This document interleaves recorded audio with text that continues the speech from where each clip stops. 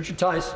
Thank you, Mr Deputy Speaker. There's much that unites us, I think, in this House about much of the excellence in this 10-year plan, Secretary of State. In particular, the NHS needs reform, in particular that, of course, healthcare should always be free at the point of delivery. But what brilliant frontline staff and doctors and nurses say to me, Secretary of State, is that it's the bureaucracy, it's the unnecessary processes and procedures, and also with regard to social care. So can the Secretary of State reassure this House that the senior management of the NHS are absolutely determined to reduce this bureaucracy, in particular around technology and the delays caused by GDPR? Mr Deputy Speaker, I can say the NHS leadership are absolutely determined to work with us to reduce waste, inefficiency and bureaucracy. We have in Sir Jim Mackey an outstanding Chief Executive of the NHS, and he and his team are working very closely with ministers to make sure that we achieve that goal.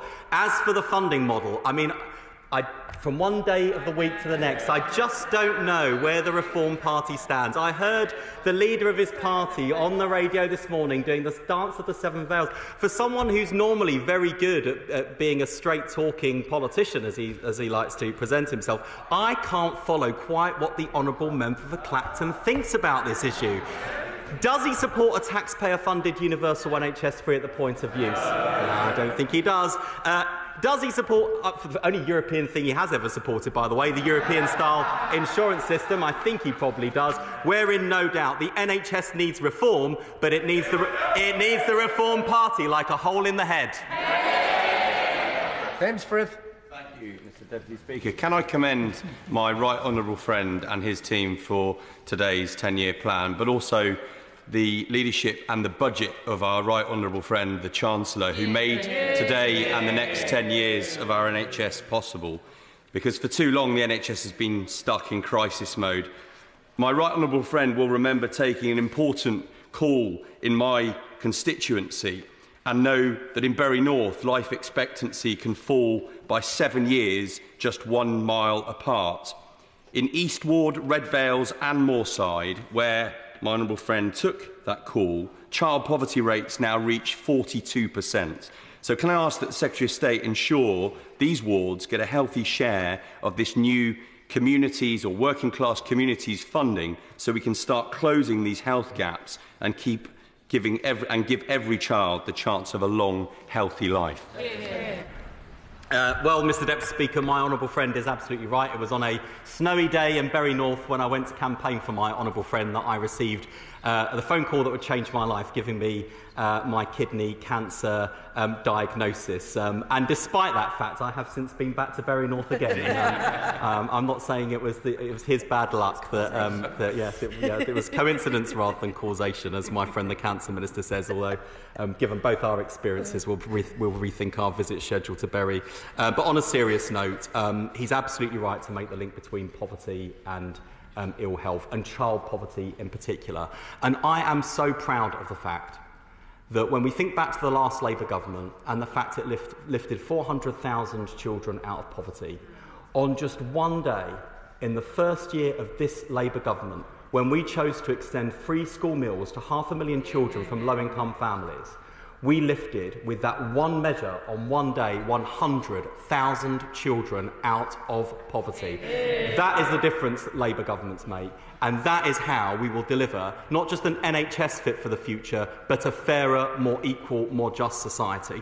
Smith. Thank you, Mr Deputy Speaker. I look forward to studying the detail of this plan. I do welcome the Secretary of State's commitment to neighbourhood health centres, and likewise his commitment in a previous answer to rural communities. Can I therefore offer him a golden opportunity? He will have heard me over many years in this House call for funding to build a new health centre in the village of Long Crendon, who lost their GP practice during the pandemic. They have the land, they have the planning permission, and it will be under his lower number of £2 million to build. So will he convert words to delivery and commit to Long Crendon? Can I say thank you to the honourable gentleman for his support with the plan, which I'm sure is in no way connected to the fact he wants some money out of us for that neighbourhood health centre. I will take that question as the first bid we've had from the opposition benches, and I look forward to receiving the representations from him. Sergeant Joseph. Thank you, Mr. Deputy Speaker. The Secretary of State will know how important improving mental health support is to me. I hope that what the 10-year plan says about access to mental health provision will help address the long waiting times for mental health services that the government inherited. I particularly welcome that my right honourable friend said about using NHS app for patients to self-refer to various treatments.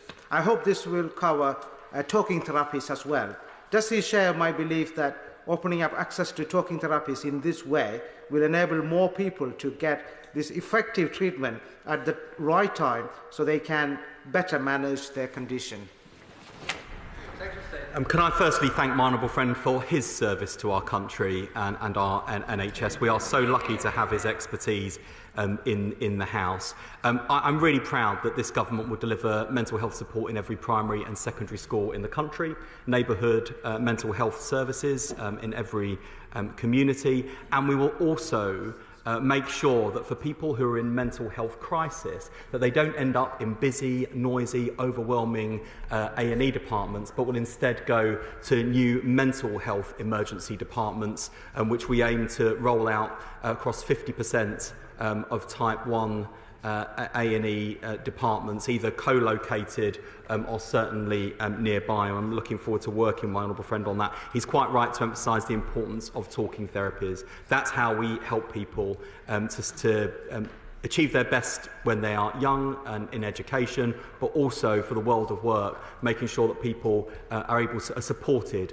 to stay in work or to find work, because we know there's such a demonstrable link between mental health and well-being, good work and good outcomes, and that's very relevant this week. Thank you very much, Mr. Deputy Speaker. I welcome your 10-year plan, Secretary of State. In October last year, in my response to my Westminster Hall debate on the National Cancer Plan, the government committed to publishing one later this year. I'm confident, and the wider cancer community is equally enthusiastic, that this will happen in the autumn. However, the 10-year plan announced today makes only a brief mention of the National Cancer Plan. Can the Secretary of State confirm that improved diagnosis, improved screening for at-risk groups, improved treatment outcomes, concentration on rare cancers and cancers in young people, better and continued workforce planning, more support for research and funding for that research, and better relationships with drug companies, and much more, will be part of the National Cancer Plan? Well, Mr. Deputy Speaker, having called for the plan, I thought he was going to write it for a moment there.